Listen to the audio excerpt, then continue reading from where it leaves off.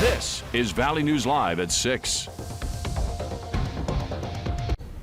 Good evening, everyone. This week's news of children 5 years and older now being eligible to get the COVID-19 vaccine has left many parents with questions on what this means for the rest of the school year. Like, what happens if a fully vaccinated child is deemed a close contact? Will they have to quarantine? And what about masks? Valley News Team's Bailey Hurley spoke to several school districts and breaks down their answers. At this point, Fargo and West Fargo Public Schools say they're not tracking which students do or do not get vaccinated against COVID-19. But FPS says parents can upload their child's vaccine card to PowerSchool. As for if the COVID shot is going to be required later down the road for students, school districts say that's not up to them. Rather, each individual state law. Both Fargo and West Fargo schools say a fully vaccinated student would not be required to quarantine or test for COVID if their classroom had multiple positive cases and was forced to move to distance learning, saying the fully vaccinated would also still be able to participate in after-school activities. In an email to parents this week, Moorhead school officials say, quote, "We all desire a world in which our kids can just be kids again. Our hope is that as students across K through 12 are vaccinated, we can step in that direction." Bailey Hurley, Valley News Live. Both Fargo and West Fargo schools say they've yet to move any classrooms to distance learning this year. And Fargo Public Schools says when it comes to mask mandates, the district will only change its requirements if Fargo Cass Public Health does too. Students at the Dilworth-Glynden-Felton School District will need to mask up. School administrators say the rule will go into effect Monday due to current COVID numbers in the district. There are reports of multiple teachers and students who are out of class because they have to quarantine. They expect the mask requirement to go on for a couple of weeks.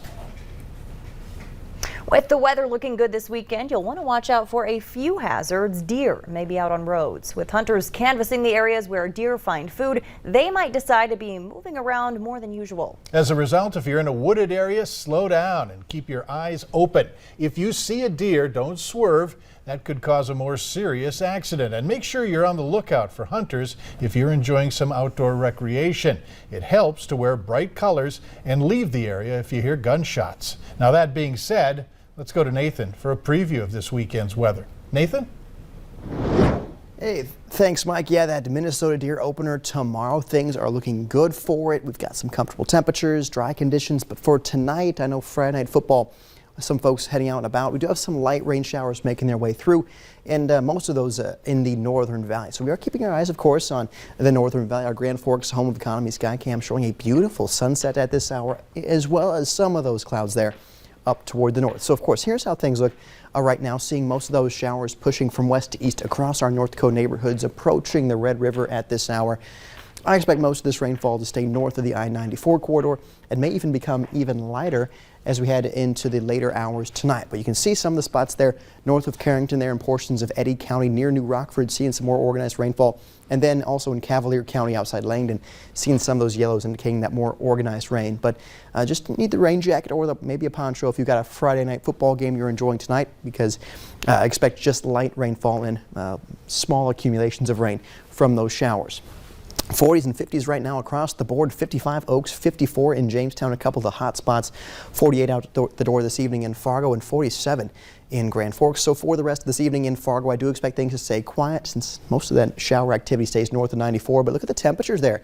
Middle to upper 40s there for this evening. And then in Grand Forks, a few more clouds, the potential of some rain showers up in the Northern Valley, but also expecting middle 40s. So seasonably mild for this time of year. But of course, the weekend is upon us. Stacy and Mike will talk about that and also talk about a first alert weather day for Friday of next week here in a few minutes. Oh, you'll tell us why for that. You bet. Yeah, thanks.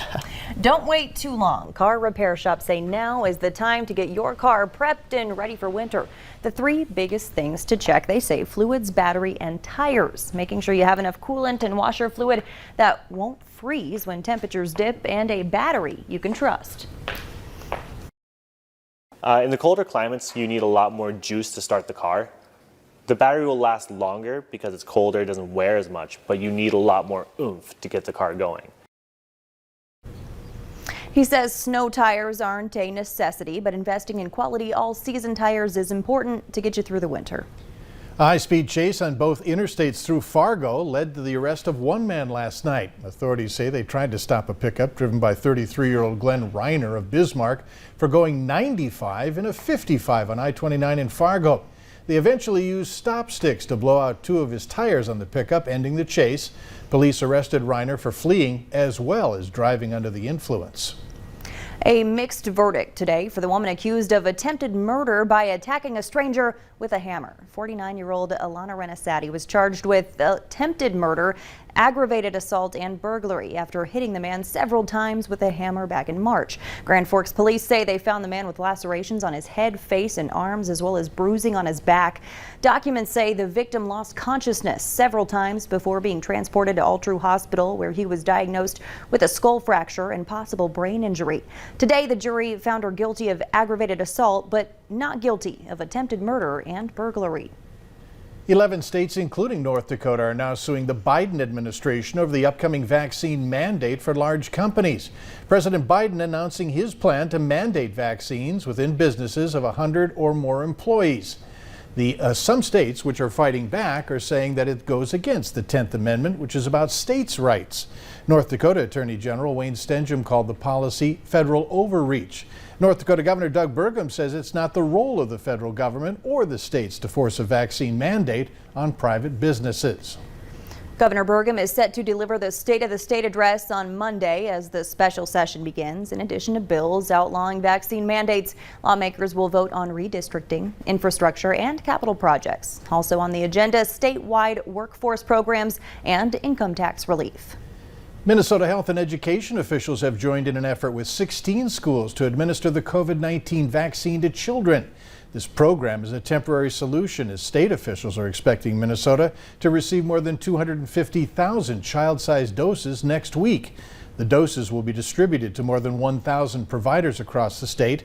More than 3.3 million Minnesotans have been fully inoculated as of Tuesday. Later on Valley News Live at 6, many retailers are already offering Black Friday deals. We'll tell you what to watch for. And for that deer opener in Minnesota, expecting near 40 degrees to get us going on Saturday, then south wind around 14 miles per hour at noon. Sunshine warms those temperatures up into the 50s to near 60 for the afternoon, but I do have some wintry weather potential to talk about. A first alert weather day has been raised on Friday because of that. We'll break down what you can expect next.